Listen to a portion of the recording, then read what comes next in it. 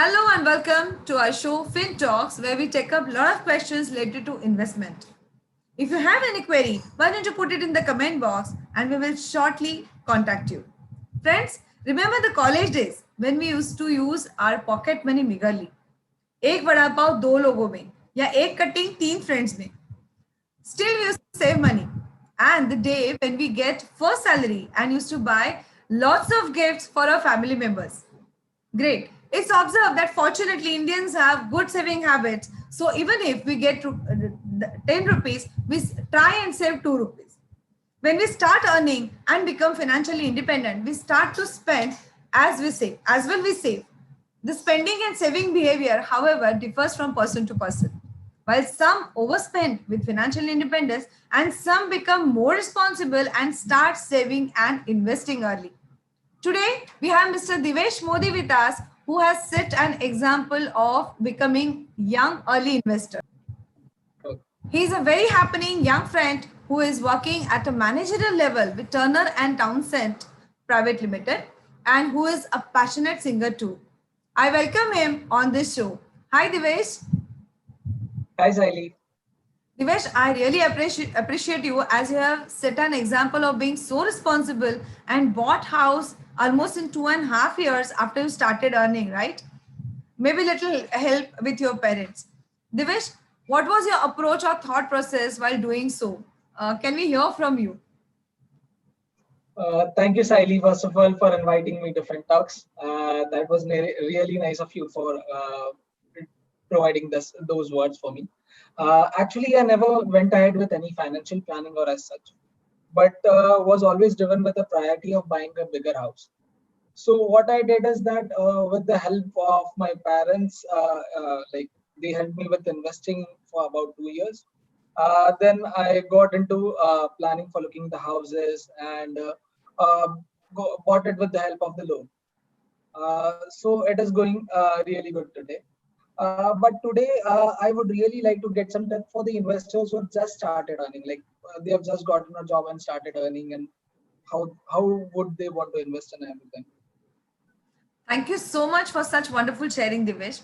Your responsible approach has helped you achieve one of the biggest goals of yours, that is buying house. घर लेना तो हर एक का सपना होता है. Simply great. So for all those who have just started earning, it is always suggested to start early and develop the habit of saving and investing, be it small or large, in the planned way. Usually we save from our income only after spending money.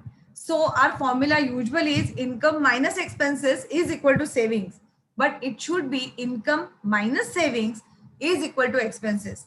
जितना भी आप कमा रहे हो, first take out money for your investment or saving and then the remaining part should be spent. So it's just the start of your income. So obviously you guys would have very limited goals like buying vehicle, maybe iPhone, or pursuing higher education, or maybe buying house, as you also had the same goal. For any such goals, you have to have a good financial plan. Yeah, but Saili, I want to interrupt you here. Just when one should know when he should plan or do have a financial plan or as such.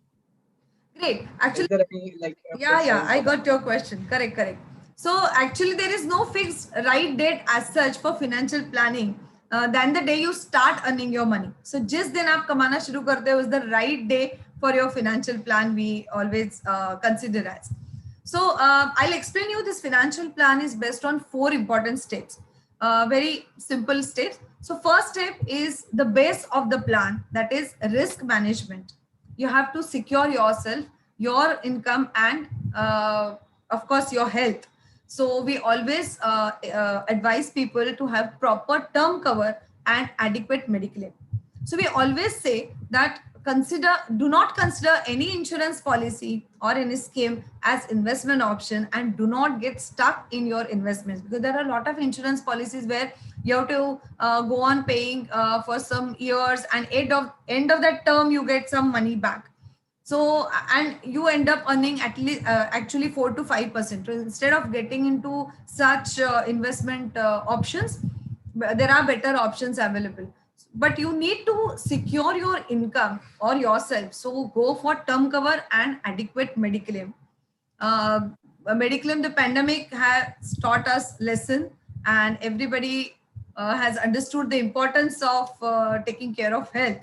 So we advise at least, okay, have proper mediclaim. Then the next step is of emergency fund. The second lesson pandemic has taught is about emergency funds. We had never expected a situation where we will not earn for 6 months, sit at home, but pandemic made us do that. So emergency funds are useful in such conditions or such period. So we advise at least 6 months expenses should be there in your for your emergency funds. Then next step comes where you got to define your short terms and long term goals, and with proper asset allocation select the investment options. So as you are quite young and just started earning, your goals can be buying iPhone, vehicles, higher education, or maybe house, as I said. So last step, which is building wealth or maybe multiplying wealth, where we allow investor to take little risk and earn good returns. So usually options we suggested are equity market related. So returns are good and many get tempted to start planning from the level, from this level, like from top to bottom. I said first risk management, then emergency fund, then short term, long term goals, achieve that, and then multiply wealth. But because these wealth multiplying options are fetching good returns, people get tempted to start their plan from there. So important tip to all young investors not to explore equity options before building these three steps or three blocks of their financial plan. Uh, so, in wealth creation, please do not take any shortcuts. Now, to fulfill your short term goals, you can think of options like mutual funds, etc. Okay, yeah, I have heard a lot about SIP in mutual funds. Though I was blessed that my parents really helped me in putting up those SIPs and mutual funds and those things.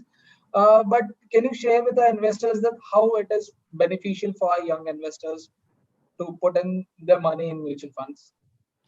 Great, Divesh. Thank you so much for this question. SIP, systematic investment planning. See, Sensex has given on an average 12% of returns. Hence, every investor, especially youngsters, get more attracted to stock market, which is very obvious. So one has to remember that the market is volatile. Hence, we always call that call mutual fund as a safe entry to market. So this is a well diversified option because when with one mutual fund investment, you're getting stake in almost 50 companies. So khuda na khasta, few companies if are not doing good, rest compensate the losses. SIP is a systematic investment planning, which is like a recurring deposit in the bank where you every month pay some, put some amount in the bank. Here, that particular amount goes into the market through mutual funds. So suppose if you're starting with a very small amount, say rupees 5,000, Sensex is sometimes up, sometimes a bit down, and you get benefit of averaging with this SIP option. So SIP is a small step towards big goals as you also enjoy benefits of compounding returns. To give you an example, if you start SIP of rupees 5,000 per month for 30 years, that is by putting rupees 18 lakhs with 12% returns, you can create corpus of rupees 1 crore 75 lakhs in with mutual funds. Lakhs. If you put it in it for 20 years, you will get 50 lakhs, and in 10 years you will get 12 lakhs. So this three example itself shows that early you start, more you gain. So Divesh, I think that was the key of your success because you started immediately after you started earning with your parents' guidance. Of course, you started SIP, and because of that, you could create corpus which helped you buy house with along with, of course, home loan. Yes, awesome, Saili. Yeah, this is the reason. I think I'm sure that SIP investment will surely help these young investors create their corpus and for their bigger future goals, like Sure. even their even pursuing their higher education or as such, buying house for the children education and everything. Yes. So in conclusion, I would like to tell by and large, if these young investors follow standard tips, like not to spend more than 50% of your salary, Emergency funds, if you are in private, if your job is in private sector, then 6 months emergency fund, like 6 months expenses should be kept aside. The amount of 6 months expenses should be kept aside as emergency fund. If you have a government job, then at least 3 months expenses should be kept aside as emergency fund. Do not use more than 40% of your total limit of credit card. So whenever you're using credit card, please remember you're not going to extend your expenses more than 40%.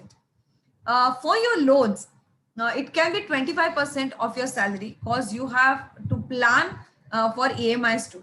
So while buying house, young investors, please remember that you can create corpus of 25% of your total value of house, and then you can take 75% home loans, and you can plan buying house. Term cover should be 150 times of salary, so that your family, if is dependent, can live same lifestyle for almost 10 to 12 years.